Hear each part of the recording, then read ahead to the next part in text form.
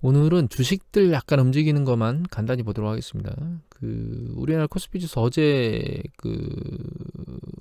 후반부에 개인들이 대규모로 매도를 쳤어요. 그걸 이제 기관하고 외국인이 좀 받아줬는데, 최근 패턴은 조금 생각해보면 약간, 최근 패턴 볼까요? 여기 보시면 금융투자에서 자기 자금으로, 그러니까 증권사나 이런 쪽에서 자기 자금, 자기 보유 투자 자금으로 주식을 매수했거든요. 코스피 지수 매수자인데, 물론 외국인이 매수하긴 했지만 그 정도는 굉장히 미비합니다. 그래서 이제 기관 투자자들 내에서도 유독 이 증권사 자기자금 쪽만 매수가 많은 거예요. 또 이상하게 보는 거는 사실 삼성전자인데, 삼성전자 최근 패턴을 보면 여기 보시면 이게 23일 아래로 힘을 잃고 있었는데 23일 날 머리를 확 들게 만들고 24일 날 굉장히 많이 5% 넘게 올라갔죠. 그 다음에 어제입니다. 누가 매수했느냐, 여기 보시면 전부 다 기관이 매수했어요. 그것도 대규모로 매수했죠. 그 전에 그렇게 대응하지 않고 있다가 외국인들은 11월 달에 장을 밀어 올렸습니다. 외국인들이 11월 달에 삼성전자를 밀어 올렸거든요. 삼성전자를 계속 매수 치면서 11월 달에 밀어 올리다가 12월 들어서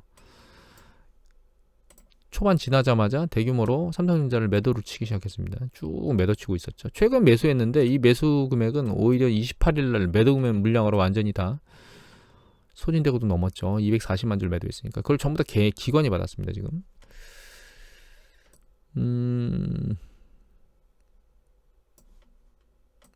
삼성전자가 이렇게 올라간 게 과연 이게 정당한가? 라고 하는 생각을 할 수밖에 없는 게, 일단 필라델피아 반도체 지수 보면 미국의 주요 반도체 관련된 기업들 믹싱한 지수죠. 12월 달 이후에는 사실 그렇게 오르지는 못하고 있거든요. TSMC 파운드리 업체죠. 계속 나오는 반도체만 있는 업체니까 보시면 올라갔다가 횡보했는데 이 11월 달에 같이 밀려 올라오다가 지금 12월 달에는 안 움직이고 있거든요. 그 다음에 마이크론, 그러니까 삼성전자보다 좀 더 적은 규모의 나노를 먼저 생산했다고 발표를 해가지고 주목받았죠. 근데 여기 보시면 이것도 역시 11월 달에 밀고 올라왔다가 지금 쉬고 있거든요. 근데 유독 삼성전자만 여기 보시면 밀고 올라왔다 쉬고 있었는데 이렇게 3일의 액션을 취했어요. 추세적인 거기보다는 인위적이다는 냄새가 확 납니다. 전 개인적으로는 사실.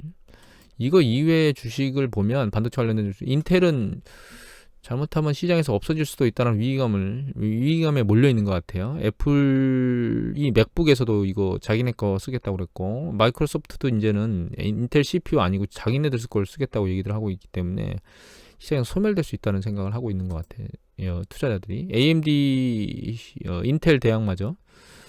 근데 이것도 보시면 최근 약간 머리를 다시 들긴 했지만 12월 달에 움직임이 아니거든. 별로 안 좋거든요. 이건 마이크로소프트입니다. 이거 6개월치인데 장기적으로 지금 박스권이에요. 지금 계속 6개월치 다 보여드리는 거예요. 이거는 엔비디아입니다. 그래픽 쪽에. 직전 한 9월달 고점 이후에 박스권에 있고요. 그 다음에 애플입니다. 애플은 이제 스마트폰 때문에 보여드리는 겁니다. 삼성전자 관련해서. 최근에 머리를 들긴 했지만 그래도 과거에 여기 찍었던 고점에 비해서는 그렇게 높은 수준은 아니거든요. 그런데 유독 삼성전자만 보시면 이렇게 직전 애플이 찍었던 고점보다 굉장히 높은 쪽에 와 있으니까 이제 거기다가 반도체까지 플러스 해서 하는 건 이해를 하겠는데, 그걸 이해한다 하더라도 최근 3일의 이 행보는 굉장히 인위적이다는 생각이 아니 들 수가 없습니다 사실. 그래서 개인적으로 삼성전자를 장기 차트를 보면 이렇게 움직였거든요. 한번 뻗었다가 장기적으로 한 3, 4년 동안 박스권, 3년 반 정도 되네요. 박스권을 유지했습니다. 이때는 스마트폰 때문에 밀고 올라왔습니다. 이게 반도체 사이클 때문에 밀고 올라왔어요. 그리고 박스권을 오랫동안 유지하고 있었는데 코로나 팬데믹 이후에 굉장히 빠른 속도로 올라왔죠. 한번 분출하는 패턴이 짧은 시간 분출로 끝나지는 않습니다. 그렇지만 요번에는 속도가 굉장히 빨라요. 위로 올라가는 속도가 과거보다 이 트렌드 올라가는 속도가 굉장히 빠르죠. 특히 여기 보시면 11월 달 이후에 속도가 너무 빠르기 때문에 추세를 좀 더 이어간다 하더라도 한번 쉬어갈 때가 된 것 같아요. 결과적으로는 지금은 삼성전자에서 약간 거리감을 둬야 되는 때가 아닌가, 너무 조급하면 안 되는 때가 아닌가, 이런 생각이 개인적으로 듭니다 사실은. 그리고 다음번으로 볼 거는요, 화이자입니다. 이제 이 코로나 팬데믹 이후에 제약인데 제가 이거 왜 보냐면 셀트리온 때문에 보여드리려고 하는데 셀트리온 같은 경우에 보시면 최근에 코로나 팬데믹 이슈로 머리를 급등해서 밀어 올렸어요. 그 전까지는 뭐 별게 없었는데 쭉 계속 밀려 내려오다가 옆으로 횡보만 했었죠. 그런데 얘가 코로나 팬데믹 때문에 한번 들렸다가 뭐 치료제 개발한다는데 어쩌고 저쩌고 하면서 다시 한번 쭉 들렸거든요. 근데 밑으로 밀려 내려왔는데 또 치료제 개발 얘기로 한번 또 들렸는데 이 주식이 과연 어떤 결과를 보일 거냐. 아주 우스운 기사는 이거죠. 그 부회장 전무 주식 팔아가지고 돈 챙겼는데 뒤늦게 임직원한테 팔지 말라고. 개인적으로는 이 주식을 별로 안 좋아합니다. 예전에 하여튼 뭐 그걸 얘기할 필요는 없을 것 같고 하여튼 안 좋아하는데 파이자 보면요. 이게 직전 6개월이거든요. 1년치네요. 1년치를 보시면 이렇게 지금 역시 지금 계속 백신을 맞고 있는데도 불구하고 사실 주식시장의 움직임은 별로예요. 영하 70도로 유지하는 게 너무 어렵죠. 모더나는 20도니까 그나마 낫고 아스트라제네카는 일반 지금 백신 독감 백신 맞는 거하고 똑같은 패턴으로 주사를 할 수 있기 때문에 아스트리카제네카가 나오면 가장 호응을 받을 것 같은데 일단 상황이 이렇습니다. 모더나가 뜨거운데 모더나 보시면 올랐다가 내렸죠. 한번 쭉 박스권을 하다가 최근에 다시 한번 머리를 빠뜩 들었는데 이 떨어진 속도 굉장히 빠릅니다. 이게 지금 계속 백신 주사를 맞고 있고 앞으로도 엄청나게 많은 사람의 숫자를 맞춰야 되는데도 불구하고 이렇게 아래 방향으로 빠르게 곤두박질 친다는 걸 생각해 보시면 투자자들이 이게 굉장히 고평가되어 있고 이미 반영이 다 돼 있다라고 생각하는 게 아닐까요? 라는 생각이 드네요. 이게 길리어드사입니다. 치료제 개발. 저기하고 똑같은 거죠. 셀트리온하고. 보시면 초반부에 밀어 올라간 거 말고는 지금 길리어드사 치료제를 쓰고 있잖아요. 아랫방향으로 계속 곤두박질 치고 있습니다. 얘가 얼마나 유지될까요? 여러분 스스로 생각해 보시기 바랍니다.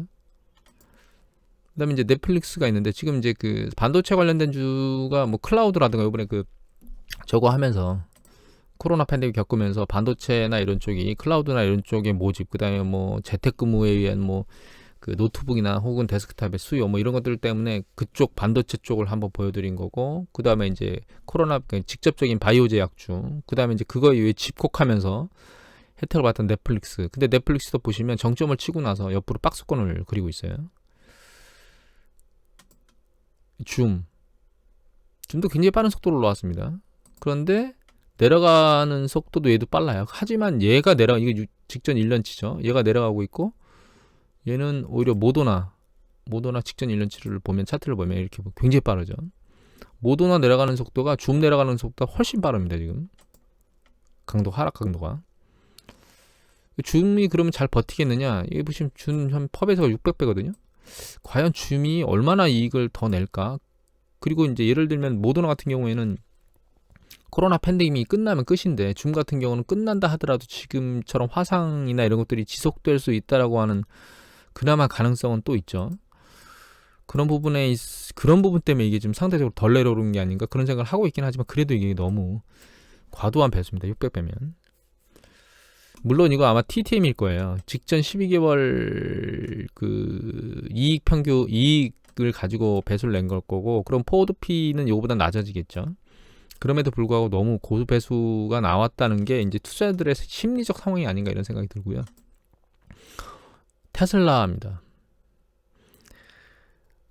그린 에너지 정책들을 계속 펼치면서 그게 이제 테슬라를 밀어 올렸거든요. 그런데 이제 9월 달에 정점을 치고 나서 S&P 500 지수에 못 들어가 가지고 모멘텀을 찾지 못하고 헤매고 있었는데 12월 달에 S&P 500 지수 들어간다는 것 때문에 여기 보면 지금 400달러에서 660달러까지 갔으니까 50%가 넘게 올랐습니다. 지금 한 55%에서 60% 가까이 오른 건데 과연 얘가 모멘텀을 유지하고 계속 얘를 이거 버틸 수나 있을까라는 생각을 한번 해봐야 됩니다. 왜냐면 이 펍에서 1300배인데 뭐 포워드 P를 따지면 이게 한 700배 정도 된다고 얘기를 하는 것 같아요. 전문가들은. 그렇다 하더라도 이게 미래의 그 가치, 그러니까 이 가격을 정당하다고 인식될 수 있도록 만드는데 얼마의 시간이 걸릴까요? 또 한 가지는 테슬라가 이제 모멘텀이 과연 이 추가적으로 상승을 밀어올릴 수 있을 모멘텀이 있을까요라고 하는 생각을 개인적으로 해보거든요. 애플이 전기차를 만드는 것뿐만 아니라 다른 쪽 전기차 업체들도 가만히 뒷짐지고 있는 건 아니거든요. 뭐 애플이 만들지 안 만들지는 모르겠습니다. 그런데 다른 전기차 업체가 뒷짐을 지고 있는 게 아니기 때문에 테슬라 혼자 독주를 하지는 못할 거예요. 지금 뭐 이미 전기차 판매 비중을 보여드렸잖아요. 그런데 테슬라의 그 점유 비율이 극단적으로 전기차가 높은 게 아니거든요. 역시 이 기업도 하나의 경쟁에 놓여 있는 건데 과도한 배수를 보이고 있는 게 아닌가라는 생각을 합니다. 개인적으로는. 그럴 거면 전기차 선도 업체들을 오히려 잡아가고 있는 게 지금 선바꿈을 하는 게 낫지 않은가 이런 생각을 개인적으로 하고 있습니다. 아무리 생각해도 추가적인 테슬라의 그 모멘텀이 없습니다. 상승 모멘텀이 제 생각에는 극단적으로 갑자기 많이 팔려요. 극단적으로 갑자기 사람들이 이 테슬라의 차를 사겠다고 뭔가를 해요? 그렇게 될 이유가 있나요? 그리고 최근 이제 어제 동향이 좀 이상한 거는 크게 뭐 이상하다고 얘기하기는 좀 그렇지만 애플하고 구글은 어제 3% 정도 넘게 올랐거든요. 근데 테슬라는 장 초반부에 확 올랐다가 장 후반부에 그걸 다 빼먹고 끝났습니다. 그러니까 주도 중에 하나인 테슬라가 이게 다른 쪽 주도주는 그 당일 3%씩 오를 때 얘는 그걸 다 빼먹고 간다는 얘기는 그만큼 이거에 대한 투심이 식었지 않나 이런 생각을 해야 될 것 같다라는 생각이 들었고요. 페이스북은 보시면 이제 올랐지만 이것도 1년치네요. 1년치를 보시면 박스권으로 치고 나서 옆으로 기고 있습니다. 구글입니다. 구글도 올랐다가 박스권으로 기고 있었는데 전고점은 뚫고 올라가서 이제 모멘텀을 찾고 있는 과정을 보이고 있는데 최근에 주요 이슈는 이 두 기업 같은 경우에는 미국에서 반독점 얘기들이 계속 나오고 있고 이 반독점 얘기는 중국에서도 막 때리고 있죠. 마윈 그룹 쪽을. 그리고 유럽 쪽에서도 이 구글이나 페이스북의 반독점 제재가 계속 강화되고 있거든요.